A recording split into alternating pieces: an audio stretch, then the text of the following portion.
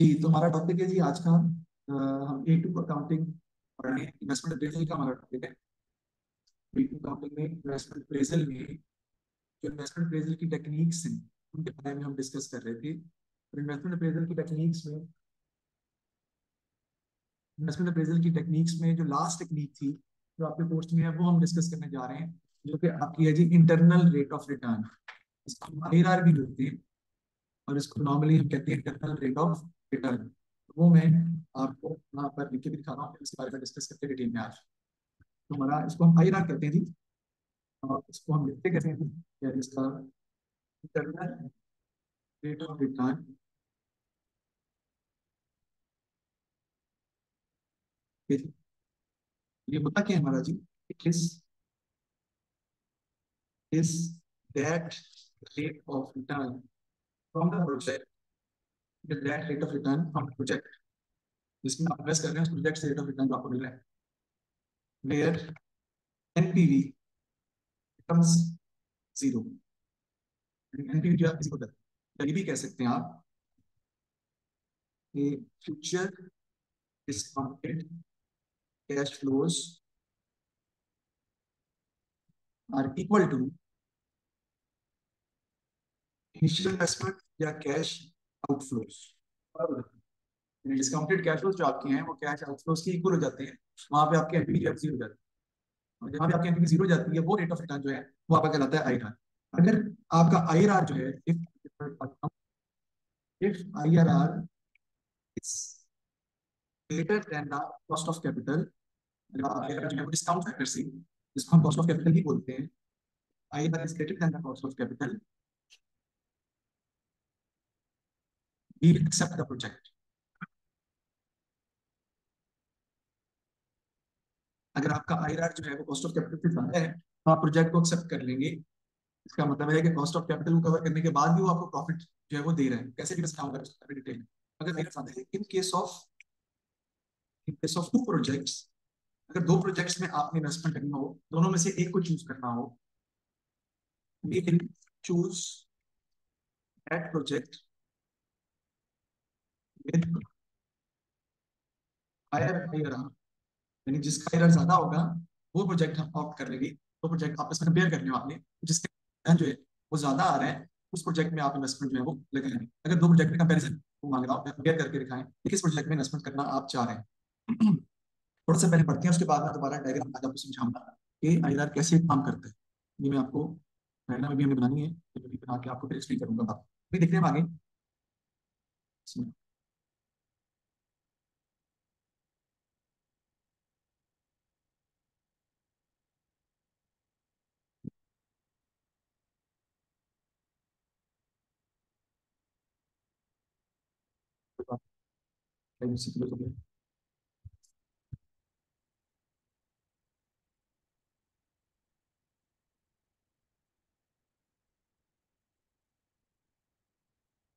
ठीक, तो देखते हैं जी इंटरनल रेट ऑफ रिटर्न या IRR जिसे हम बोलते हैं हमारा क्या होता है। The discount rate often used in capital budgeting, क्योंकि जब लॉन्ग टर्म इन्वेस्टमेंट में आपने बजटिंग करनी होती है या डिसाइड करना होता है कि फ्यूचर में किस प्रोजेक्ट में हम पैसा इन्वेस्ट करें, तो कैपिटल बजटिंग टेक्निक हम यूज करते हैं जो एक से ज्यादा होती है। इसमें नेट प्रेजेंट वैल्यू भी है, ARR भी है, पेबैक पीरियड भी है और IRR भी है। That makes the net present value, ऐसा डिस्काउंट रेट कैपिटल बजटिंग में that makes the net present value of all cash flows from a particular project equal to zero. इसमें आपके फ्यूचर कैश फ्लोज की present values जो है वो क्या हो जाती है, जीरो हो जाती है, यानी एनपीवी आपका जीरो हो जाता है। Generally speaking, the higher a project's internal rate of return, the more desirable it is to undertake the project. जितना IRR ज्यादा होगा उतना ही हमारे लिए वो बेनिफिट है। मतलब कह सकते हैं आप कॉस्ट ऑफ कैपिटल से जितना ज्यादा होगा उतना हमारे लिए बेहतर है। As such, IRR can be used to rank several prospective projects। Ranking का मतलब ये होता है किसको पहले प्रोजेक्ट में इन्वेस्ट करें किसको बाद में करें। तो IRR उसके लिए भी यूज होता है, रैंकिंग के लिए बहुत ज्यादा इंपॉर्टेंट है।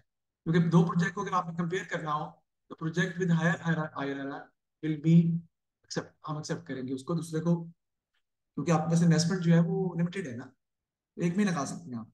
A firm is considering assuming all other factors are equal among the various projects, the project with the highest IRR would probably be considered the best and undertaken first। IRR is sometimes referred to economic rate of return भी इसको कभी कभी कहते हैं। ठीक है जी। हाँ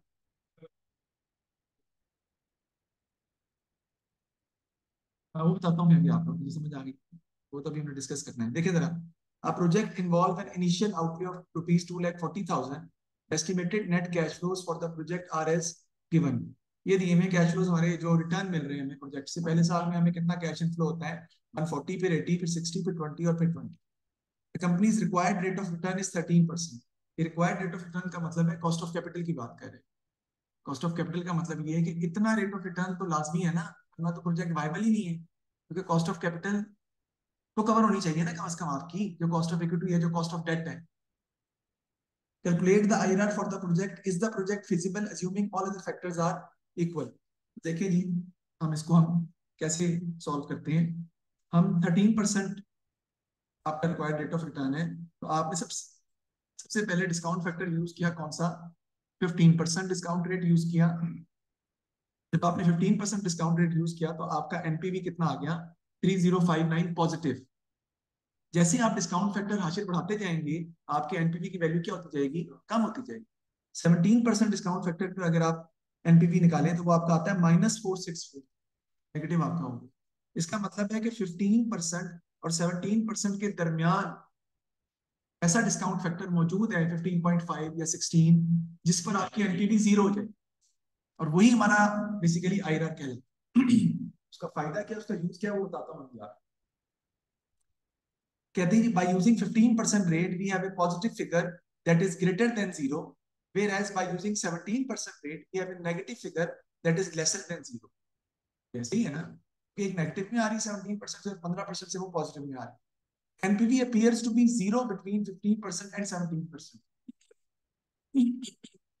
जाहिर नजर आ रहा है कि जो एनपीवी आपका जीरो वहां होगा जो 15% और 17% के दरमियान है। So IRR is somewhere in that range, कहीं इस रेंज के दरमियान कहीं ना कहीं है। By using interpolation technique और formula we can find that the IRR is about 15.79%, उसने निकाल दिया। अब ये तरीका भी आप यूज कर सकते हैं, जो कि कल कह भी रहा था अनस। देखिए, जब आपका 15% का मतलब होता है 0.1, जब 15% आपका रेट था तो आपका एनपीवी कितना था, 3059 पॉजिटिव। ठीक है जी। आप आईआरआर निकालना चाहते हैं, ऐसा रेट जिसको हमने आईआरआर का नाम दिया है, और उस रेट पर आपका एनपीवी कितना होगा बेटा, जीरो। समझ आ रही है। 15% पर आपका एनपीवी 3059 है। हमें यहाँ पर चाहिए 15.5%, 16%, जिसको हमने आईआरआर का नाम दिया है, यानी ऐसा डिस्काउंट रेट जिस पर आपका एनपीवी क्या होना चाहिए, जीरो होना चाहिए। आगे चलते हैं। फिर आप 17% पर आपने निकाला डिस्काउंट फैक्टर पर नेट प्रेजेंट वैल्यू, वो कितनी आ रही है, -464। इसका मतलब क्या हुआ कि 15% और 17% के दरमियान में वो कोई डिस्काउंट रेट है जिस पर आपकी एनपीवी जीरो है।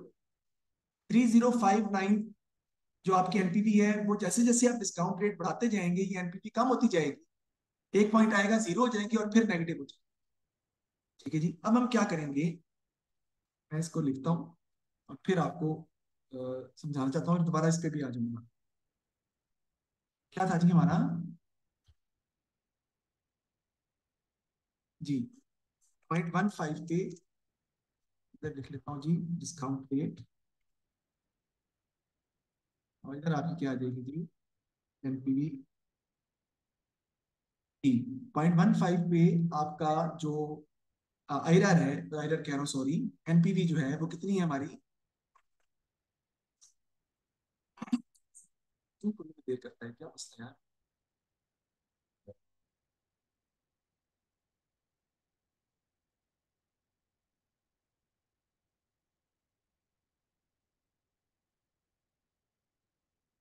रोज कहाँ से करना है मैंने।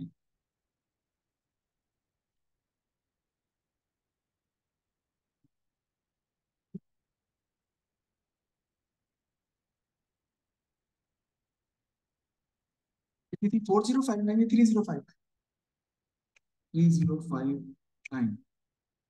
अच्छा जी। अब ऐसा डिस्काउंट रेट जिसको हमने आईआरआर का नाम दिया है, उस पर आपकी एनपीवी कितनी हो जाएगी बेटा, जीरो। और 17% जिसका मतलब 0.17 है, उस पर आपकी आईआरआर कितना है, ब्रैकेट यूज करते हैं ना हम, कितना है 4643, मेरा ख्याल यही है। ठीक है जी। अब हम क्या करेंगे जी,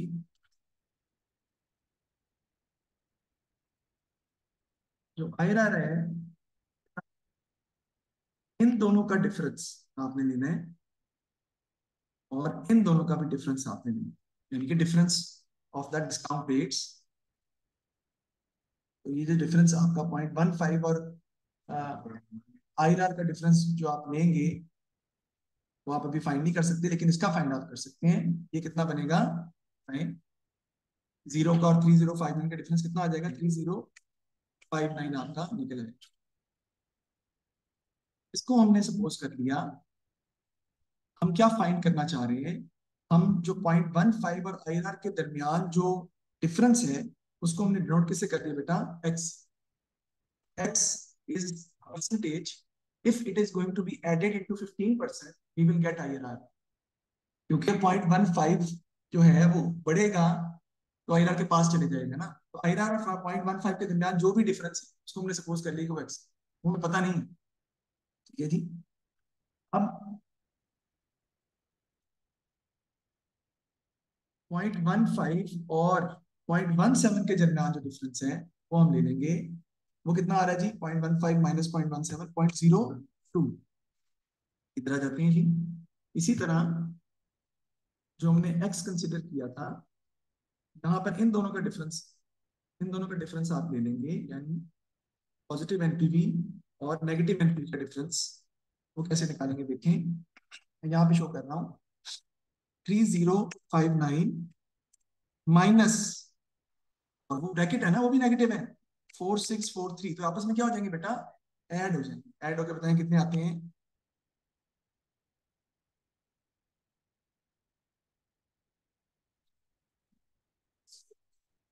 7702। ठीक है जी। अब हमारा फॉर्मूला क्या बनेगा इसको सॉल्व करने के लिए, difference between 0.15 and IRR is the difference which has been denoted by X, and the difference between the positive discount rate and the negative discount rate is 0.02।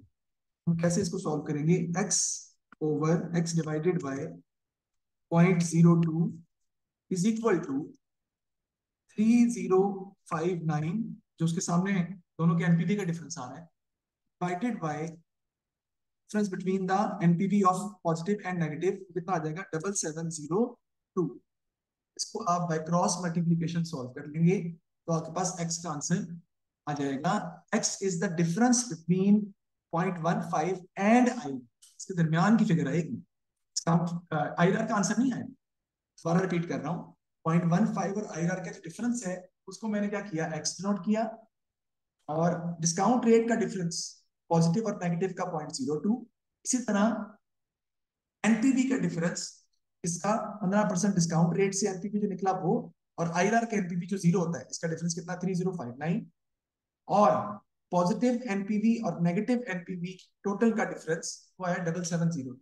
उससे हमने फॉर्मूला डेवलप किया कि x over 0.02 is equal to 3059 over 7702। इसको आप solve कर लेंगे by cross multiplication, तो आपके पास नेक्स्ट आंसर कितना आ जाएगा, करके सॉल्व करके देख लें। क्या करेंगे आप,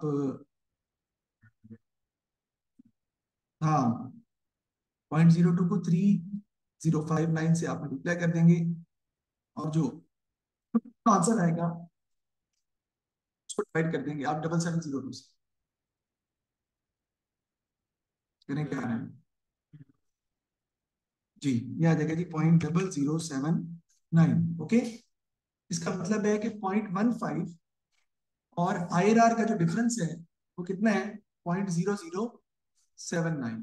अगर आप 0.15 पे प्लस कर देंगे 0.0079 तो आपके पास आईआरआर का आंसर आ जाएगा, कितना आता है 0.1579। दिस इज इन फ्रैक्शन, इसको परसेंटेज में कन्वर्ट करने के लिए 100 से मल्टीप्लाई करेंगे, आपका आईआरआर का आंसर आ जाएगा 15.79% आपका आ गया। 15.79% का मतलब है कि आप 15.79% पे जाके आपका एनपीवी क्या हो जाता है, 0 हो जाता है। हालांकि 15% पर पॉजिटिव है, 17% पर नेगेटिव है, 15.79% अगर आपका डिस्काउंट रेट होगा तो एनपीवी आपका 0 हो जाएगा। एक तो ये तरीका, इस तरीके से आप सॉल्व कर सकते हैं, मैंने बता दिया आपको। ये भी याद तो करना पड़ेगा, ऐसी बात नहीं है। हाँ छोटा है, जरा छोटा है, जरा ज्यादा इजी है ये भी कह सकते हैं, लेकिन याद तो फिर भी करना पड़ेगा। दूसरा देखते हैं, अब हम आगे चलते हैं। दोबारा मुझे उसको ओपन करना पड़ेगा क्योंकि उसको पता नहीं क्या होता है। जी, तो यहाँ पे हमने सॉल्व किया। 0.153059, आईआर जो है वो जीरो, एनपीवी जीरो होगा। 17% पे एनपीवी -4643 है, इसका डिफरेंस हमने एक्स कंसिडर कर लिया, इनका डिफरेंस हमने कंसिडर कर लिया 0.02। ये एक्स ओवर 0.02 हमने फ्रैक्शन बना लिया। उसके बाद 3059 और जीरो का डिफरेंस आएगा 3059, और फिर दोनों के एनपीवी का डिफरेंस आपका आ जाएगा 7702, क्योंकि वो ऐड हो जाएंगे ना सर। इन दोनों को आप बाय क्रॉस मल्टीप्लिकेशन सॉल्व कर लेंगे तो आपके पास एक्स आ जाएगा 0.007943। ये 15% और आईआर का डिफरेंस है।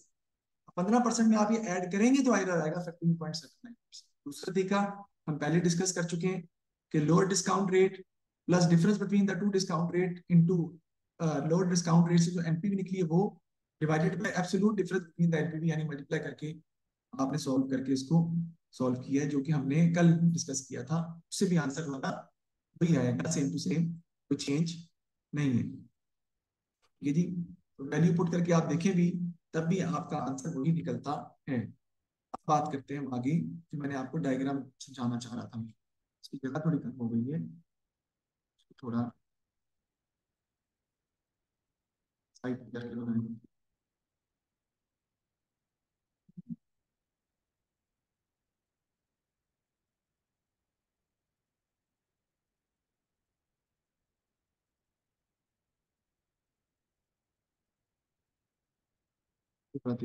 अच्छा जी,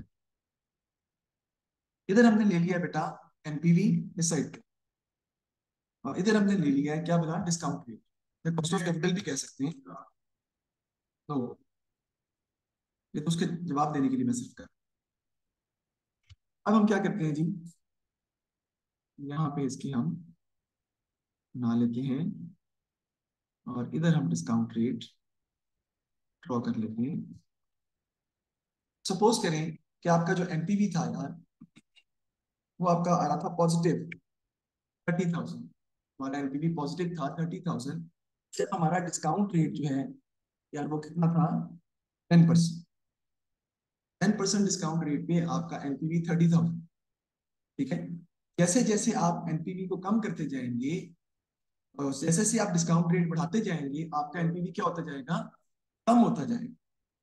आगे अगर हम चलें, आपका अगर डिस्काउंट रेट 10% से बढ़ाकर हमने कितना कर दिया बेटा, 13%, तो आपका एनपीवी जो है वो कम होकर कितना रह गया है, 20,000। ठीक है जी।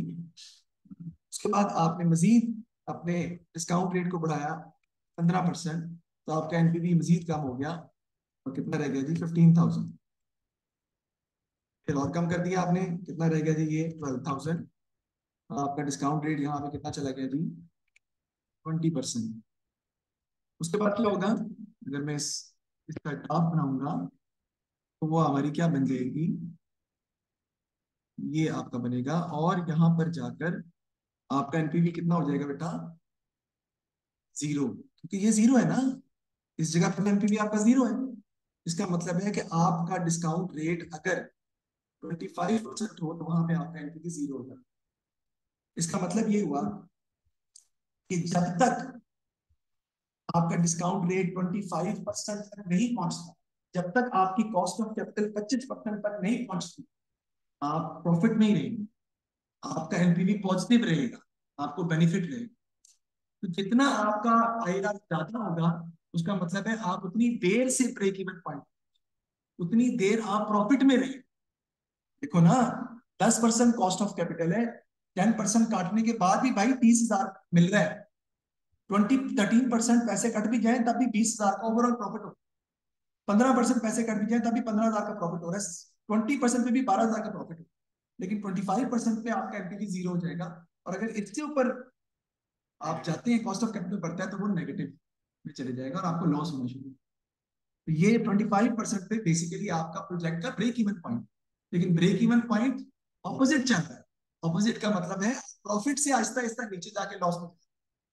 जितना आपका आईआरआर लेट आएगा उतना ही आप ज्यादा अमाउंट में प्रॉफिट में रहेंगे, समझ बात। इसीलिए आईआरआर आपका अगर कॉस्ट ऑफ कैपिटल से ज्यादा है खर्च करने, इस वक्त कॉस्ट ऑफ कैपिटल सपोज करते हैं वो 10%, ठीक है। तो 10% का मतलब ये हुआ कि जब तक आप 25% कॉस्ट ऑफ कैपिटल नहीं होती, आप कैश बेनिफिट ही आपको होता है। तो 10% और 15%, 25%, ये 15% जो आपका कॉस्ट ऑफ कैपिटल है वो सारा प्रॉफिट ही है, ये बच रहा है। दोबारा रिपीट करता हूँ, 10% कॉस्ट ऑफ कैपिटल का मतलब ये है कि जो भी पैसे आपको मिलते हैं ना, हाशिर उसमें से 10% कट जाते हैं, क्योंकि 10% कॉस्ट ऑफ इक्विटी है, कॉस्ट ऑफ डेट है, यानी हमें वो खुद भी पे करना पड़ता है जो लोन लिया ना उसके बदले। लेकिन अगर आपका कॉस्ट ऑफ कैपिटल 25% पे जाके आता है, यानी बहुत लेट आपका एनपीवी जाके 25% पे जीरो होता है, तो वो सारा जो पीरियड, सारा जितना भी अर्सा है, वो सारा आपका प्रॉफिट ही रहेगा। तो जितना आपका आईआरआर जो है वो ज्यादा होगा, उतना ही आपको बेनिफिट है, क्योंकि उतनी देर तक आप जो है वो ब्रेक इवन से ऊपर रहे। ठीक है जी, ये इसका कॉन्सेप्ट है आईआरआर का। अगर दो प्रोजेक्ट है तो फिर तो कंपेयर कर लेते हैं, दोनों में जिसका आईआरआर ज्यादा है वो एक्सेप्ट कर लेते हैं। अगर एक ही है तो फिर कॉस्ट ऑफ कैपिटल से जो अगर ज्यादा होगा आईआरआर तो हम उसको एक्सेप्ट करते हैं। क्योंकि जब तक आपका कॉस्ट ऑफ कैपिटल आईआरआर तक नहीं पहुंचेगा, मैंने बताया है, आपका एनपीवी पॉजिटिव है, आप प्रॉफिट में ही रहेंगे तब तक। तो 25% से नीचे जितना भी कॉस्ट ऑफ कैपिटल है वो सब आपको क्या दे रहे हैं, समझ आ रही बात? ठीक होगी बात, आगे चलते हैं जी। अब हम ये हमने पढ़ लिया जी। जी जी बिल्कुल ऐसे ही। अब चलते हैं जी हम सवाल पे, सवाल हमारे सामने आ गए, हमने उसको पढ़ लिया जो कॉन्सेप्ट था हमारा। तो कहते जी ये सवाल कब हमारा आया है देखते हैं। ये आपका आया है जी, calculate the net cash flows for each year, calculate the counting rate of return NPV, और आगे कहता है एक्सप्लेन आईआरआर जो है ना वो भी हम इसमें फाइंड नहीं कर सकते। मैं कैश फ्लो तक निकालूंगा, बाकी आप खुद करेंगे। मई जून 1243 का सवाल है हमारा, देखते हैं इसको हम। कहते हैं जी, directors of a clothing company are proposing to manufacture coats, they anticipate that the coats would stay in fashion for the next 4 years. This would require the purchase of additional equipment at a cost of 2,50,000, which would be scrapped after 4 years. तो 2,50,000 को divide कर देंगे आप 4 से, तो आपके पास depreciation जो है वो आ जाएगी 62,500, और टोटल डेप्रिसिएशन 2,50,000 की होगी। Sales are expected to be 4,000 coats in year 1, in year 2 and year 3। Expected number of coats sold will increase by 10% on the previous year but will fall to 3,500 in year 4। ठीक है, कह रहे हैं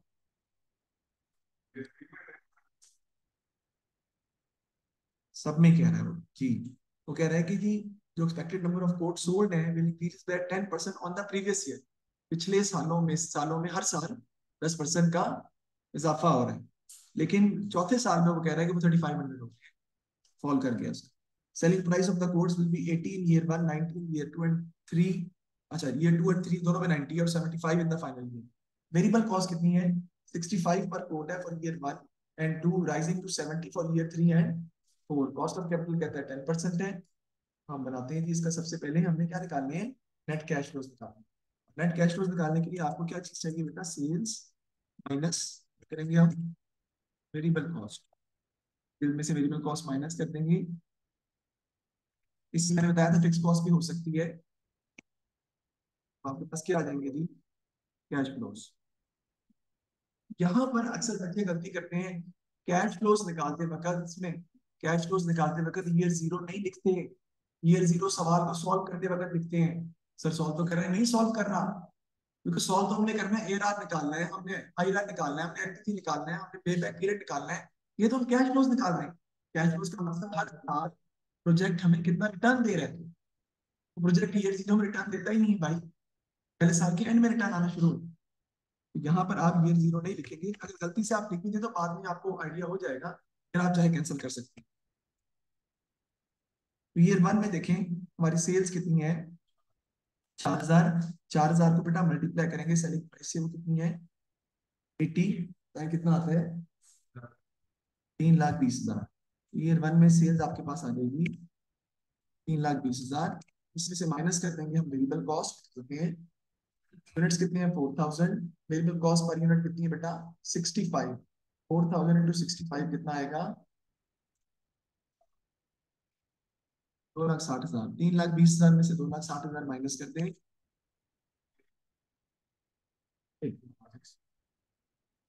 60,000। ये आपका cash inflow आ गया। इसको net cash flow भी बोलते हैं आप, नेट कैश फ्लो लिख सकते हैं आप। ये टू में देखते हैं। ये टू में कहता है कि आपके 10% जो है प्रीवियस ईयर से बढ़ गए। ठीक है जी। 4,000 का 10% निकालें कितना आएगा 400। 4,400 होगा। 4,400 को आप मल्टीप्लाई करेंगे, क्योंकि ईयर टू में आपकी प्राइस कितनी है 90। 4,400 इंटू 90 कितना आएगा।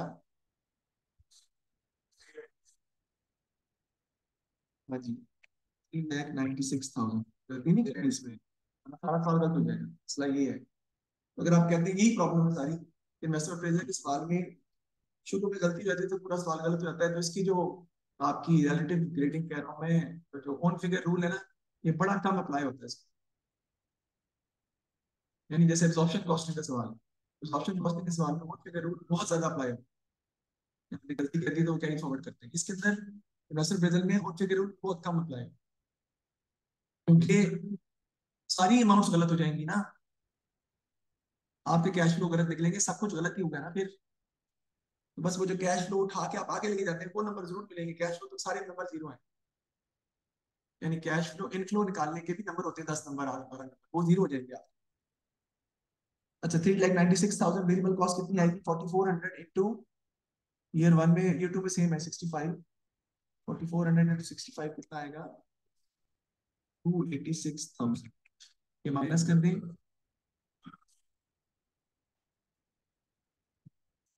जी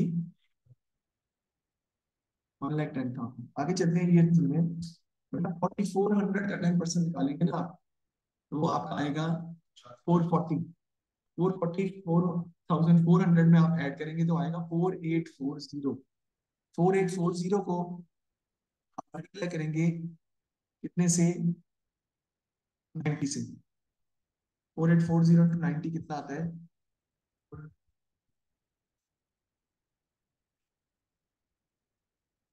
ठीक है जी, अवेलेबल कॉस्ट देखते हैं 4,840 मल्टीप्लाइड बाय 70, क्योंकि राइज होगी ना ईयर थ्री में अवेलेबल कॉस्ट 70 होगी। तो 4,840 इंटू 70। ठीक है जी, इसको माइनस कर देंगे तो आपकी ईयर थ्री के कैश नेट कैश फ्लो आ जाएंगे 93, 86, 800। अब ईयर फोर में देखते हैं जी। ईयर फोर में कहते हैं कि आपके जो यूनिट्स हैं वो 3,500 होंगे। तो 3,500 और आपकी सेलिंग प्राइस कितनी है 75। 3,500 इंटू 75 कितना हो जाएगा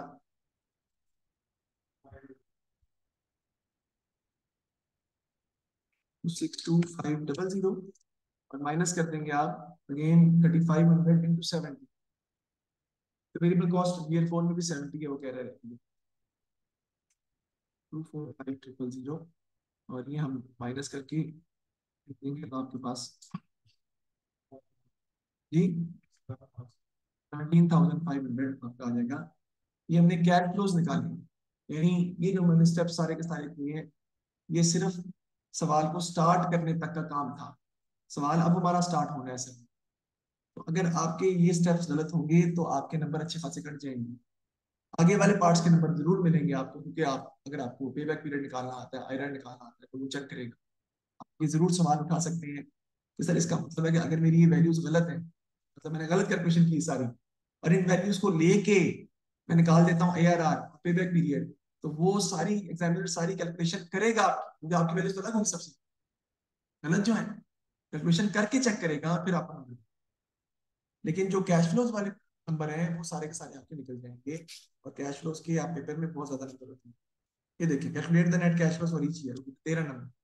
बाकी तो नंबर कम हो गए। Calculate the counting rate of return, net present value, और advise the director whether they should proceed with the proposal.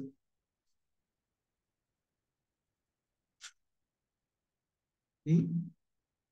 हाँ 40 नंबर का सवाल है। ठीक है जी, आगे मेरे ख्याल इसको आप खुद कर सकते हैं, मैं आगे जा रहा हूँ। नेक्स्ट क्वेश्चन पे, मई जून 1243 का ये सवाल था जी। ये भी आपने घर में करना बेटा, ये क्वेश्चन है आपका। अक्टूबर नवंबर 1442 लिख लें, अक्टूबर नवंबर 1442। मैं पढ़ रहा हूँ साथ, पढ़ के समझा रहा हूँ, वैसे करना पूरा ही है। The directors of Wrigley Limited are considering a new business opportunity. This involves the purchase of machinery costing 6 lakh. तो 6 lakh आपकी इनिशियल इन्वेस्टमेंट है। Units produced by the machine are expected to have a selling price of 50 each, and the variable cost of production are expected to be 31.1। तो ये आसान है ज्यादा, क्योंकि इसमें वो चीजें चेंज नहीं कर रहा ना, हर साल एक ही है। तो fix cost are expected to be 1,20,000 per annum excluding depreciation, यानी 1,20,000 में बिना डेप्रिसिएशन शामिल नहीं है। अगर आपने प्रॉफिट निकालना है ना, फिर आपको डेप्रिसिएशन भी माइनस करनी पड़ेगी सॉल्व करने के लिए। The machine is expected to lose its value over 4 year, then be scrapped, और स्क्रैप वैल्यू कोई नहीं है। Expect to produce and sell 20,000 units. वो टोटल कंट्रीब्यूशन मांग रहा है आपसे, फिर नेट कैश फ्लो मांग रहा है, और फिर प्रॉफिट मांग रहा है, expected annual values. Label each answer ये भी कह रहा है। तो टोटल कंट्रीब्यूशन बेटा हम कैसे निकालेंगे? हर साल का अलग अलग sales minus variable cost per unit, तो कंट्रीब्यूशन आएगा। फिक्स कॉस्ट में से माइनस नहीं होगी, उसमें से फिक्स कॉस्ट माइनस कर देंगे तो आपके पास क्या आ जाएंगे? Cash flows. और उसमें से डेप्रिसिएशन माइनस कर देंगे तो आपके पास क्या आ जाएगा? प्रॉफिट। स्टेप बाय स्टेप चलना है सब। अगर आप कहते हैं तो मैं इसका चार्ट आपको बना के दिखाता हूँ। देखिए, सबसे पहले आप यहाँ पे लिखेंगे कि सेल्स, माइनस करेंगे आप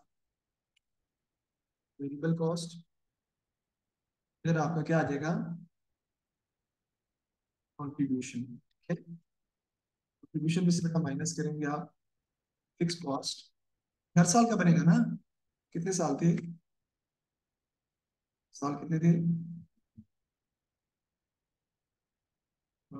4 ईयर थे। ईयर 1, 2, 3, 4। फिक्स कॉस्ट माइनस करेंगे इसमें से तो आपका क्या आ जाएगा?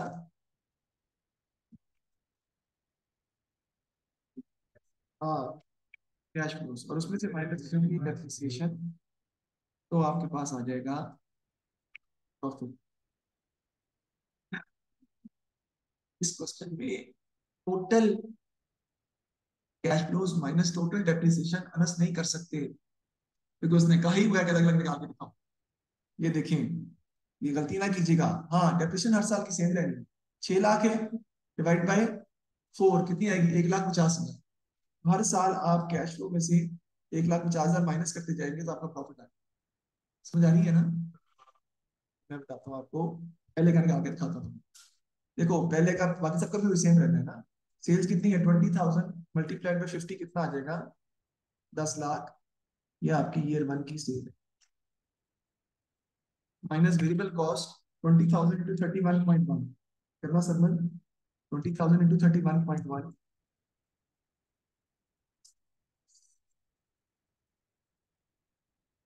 जी, ये माइनस कर दें 10 लाख में से तो आपका आ जाएगा contribution 378,000।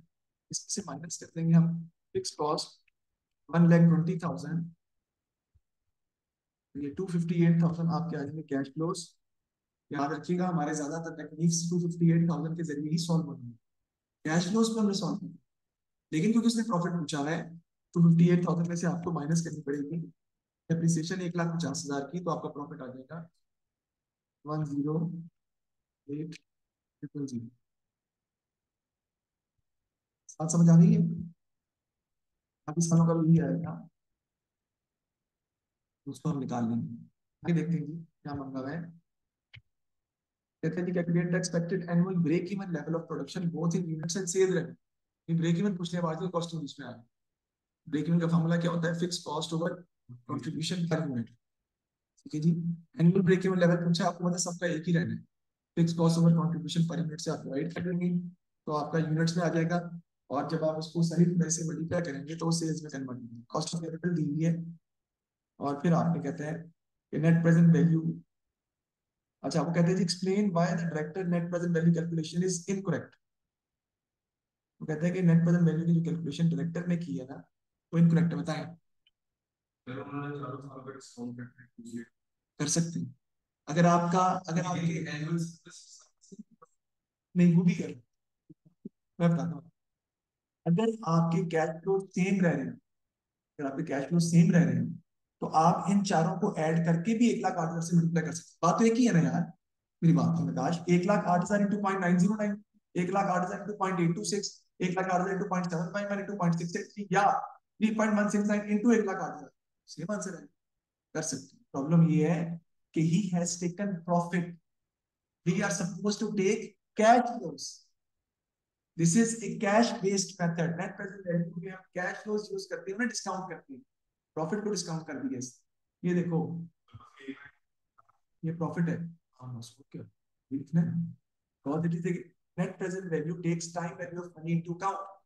It is a cash based method where the director has taken annual profit in the calculation of net present value, which is wrong, because it we have subtracted depreciation also from cash flows to find profit, and cash depreciation is a non cash expense। बस बहुत है, ठीक है जी। तो ये question आप कर दीजिएगा, इससे अगला क्वेश्चन भी हो जाएगा। ये जो 1441 का है, बस ये काफी है। बाकी कल फिर अब हम इससे जरा थोड़े ज्यादा डिफिकल्ट क्वेश्चन हो जाएंगे। डिफिकल्टी लेवल उसका क्या है वो मैंने आपको बता दिया कि डिफिकल्टी लेवल आपका कैश फ्लो निकालना है, बाकी जो फॉर्मूले सारे वही रहने। और वो जो एनपीवी जीरो वाला पॉइंट था वो भी मैंने अ, देखा था, वो दोनों तरीकों से किया, बात की वो भी था, वो भी था, दोनों।